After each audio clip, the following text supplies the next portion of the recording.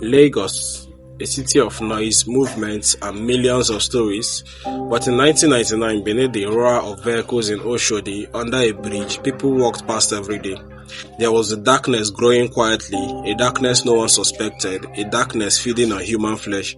This is the true story of Clifford Orji, Nigeria's most infamous cannibal, a man who pretended to be mentally ill, yet manipulated fear, poverty, belief, and trust to hide one of the most disturbing crimes in Nigerian history.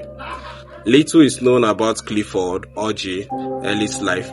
Born around 1965 or 1966, he came from Enugu State. Before Lagos, he lived relatively a normal life. He wasn't born a monster, at least not anyone noticed, but Lagos has a way of swallowing people's whole, and Clifford found himself living under a busy expressway bridge at Oshodi, one of the most chaotic places in Nigeria. To the people who occasionally interacted with him, Clifford was a native doctor, a spiritual consultant, a man with powers, someone who could help solve problems. He played his role well, soft-spoken, calm, almost wise, but truth was far darker. Because under that bridge, Clifford had built a new world, a world only he controlled. The bridge was his cover, the noise of traffic hit screams, the shadows hide movements. The location was perfect, people walked by, nobody paid attention, nobody suspected. Inside his small shelter, made from scraps of wood, tarpaulin and rusted metal, Clifford built a chilling setup. Stove for cooking, pots filled with suspicious stews, sacks with bone, container holding blood, knife sharpened for ritual, hidden pockets where bodies were dismembered. To outsiders, he looked like just another mentally unstable man living under a bridge, but to his victim, he was death. Clifford used psychology, not force. He would lure teenage hawkers, vulnerable girls, mentally unstable wanderers, people seeking spiritual help. He promised protection, blessing, and food, and they followed. That was the last time many were ever seen. February 3rd, 1999, a day Lagos will always remember. Early in the morning, a passerby heard a faint cry, a woman's voice, begging for help. It wasn't loud, but it was desperate. People gathered, they followed the voice to Clifford's den. They tore away pieces of wood, metals, old sheets, carpets, and what they saw froze the blood of even hardened Lagosians. A woman lay on the ground, thin, bruised, barely alive. Behind her, in the darkness of the shelter, were human parts, arms, legs, claws, organs, some fresh, some roasted, some stored like food for later.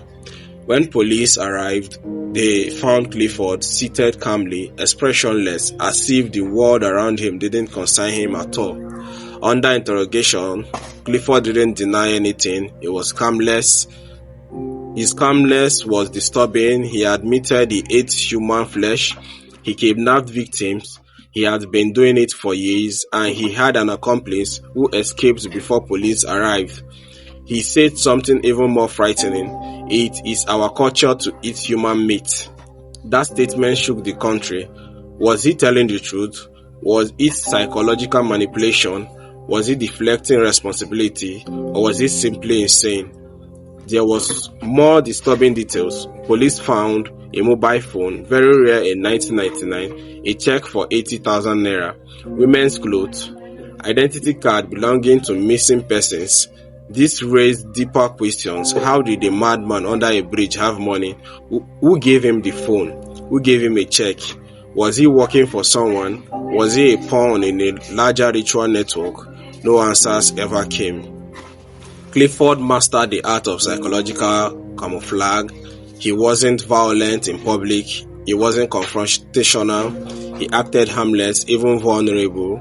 He used three powerful psychological tools: spiritual fear, People respected him because he acted like a native doctor in a superstitious society. Nobody wanted to offend someone who might cause them mental illness as a shield. He behaved irritationally in public, enough to make people ignore him. People saw him as one of those madmen under the bridge. That gave him freedom. And number 3, social invisibility. He lived where society never looks. Under a bridge, nobody cares, nobody checks anything. This combination allowed him to kill repeatedly, unseen, unchecked, unquestioned. Clifford wasn't just evil. He understood human psychology so deeply that he hid his crimes in plain sight. Clifford was taken to Kirikiri maximum security prison. Psychiatrists declared him mentally ill. The government couldn't try him in court. He stayed locked in prison for 13 years, waiting for a trial that never came. While in prison, his mental state worsened. He became erratic and unpredictable. He sometimes refused food. Other prisoners feared him. On August 17, 2012, Clifford Orji died in his cell. No family came for the body. No one claimed him. The man who once terrified the nation died completely alone. Clifford Orji's story is more than a crime case. It is a psychological nightmare because it raises questions Nigeria has never had answer. Was he truly insane or smarter than people thought? Was he acting alone or was someone sponsoring him? Were the body parts for the ritual or for personal consumption? Did he become a monster because of Lagos, or was the darkness always there? Even in death, Clifford left behind fear and confusion and chilling truth. Sometimes the most dangerous monsters are the ones society refuses to see, not because they are hiding, but because we never looked closely enough. Thanks for watching. Please do subscribe and like.